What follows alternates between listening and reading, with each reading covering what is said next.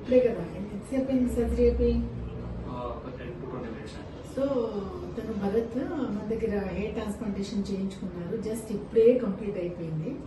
So అయినా సరే ఇంకా ఓటీ డ్రెస్లోనే ఉన్నాడు భరత్. భరత్ గారు ఒక్కసారి మీది ఎట్లా ఉంది? ఎందుకంటే హెయిర్ ట్రాన్స్ప్లాంటేషన్ అంటే అందరూ రకరకాల క్వశ్చన్లు అడుగుతారు, వచ్చి కూడా రకరకాల ఫోబియా ఉంది అందరికి.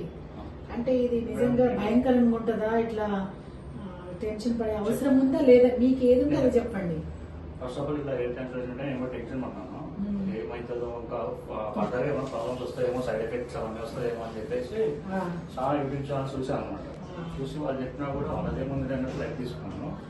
మా కజిన్ ఒకతను మేడం దగ్గరకు వచ్చి ట్రీట్మెంట్ చేసినాడు పిఆర్కి.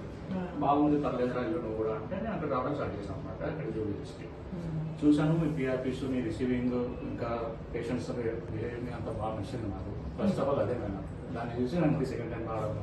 సో ఇది ఇంకో విషయం ఏంటంటే భరత్ గారు 2 times, ఫస్ట్ 2020 అది ఫస్ట్ టైం బాగానే చేశారు. కాకపోతే నా మిస్టేక్ ఏమంటే మేడం కొంచెం జాగ్రత్తగా ఉన్నామన్నారు, నేను అది పాటించలేకపోయాను. 2020లో అయింది, మళ్ళీ రీకరెక్షన్ ఇంకోసారి ఇంకొంచెము డిస్టెన్స్ అని చేయడానికి సెకండ్ టైం చేస్తున్నాము. సెకండ్ టైం చేసినా కూడా భరత్ గారు ఇంత యాక్టివ్ గా ఉన్నారంటే సింపుల్ గా అందరు చేసుకోవచ్చు కదా. ఇక్కడ మీదే ఎక్కువ ఉంది మేడం, మీరు పేషెంట్ ట్రీట్ చేయడం విధానము, మీ దగ్గర నుంచి చూసుకోవడమే చాలా.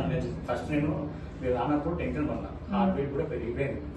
నిజం ప్రాబ్లం మేడం, అసలు టెన్షన్ పడినా మీరు ఎప్పుడైతే వచ్చి కూల్ గా మీరు చెప్తున్నారో ఏం కాదని అప్పటి నుంచి ధైర్యం వచ్చేసింది. ఇప్పుడు కూడా హ్యాపీగా బయటకు వస్తాను.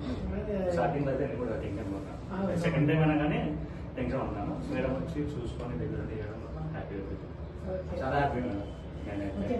భయపడకు, హ్యాపీగా వెళ్ళి పడుకో.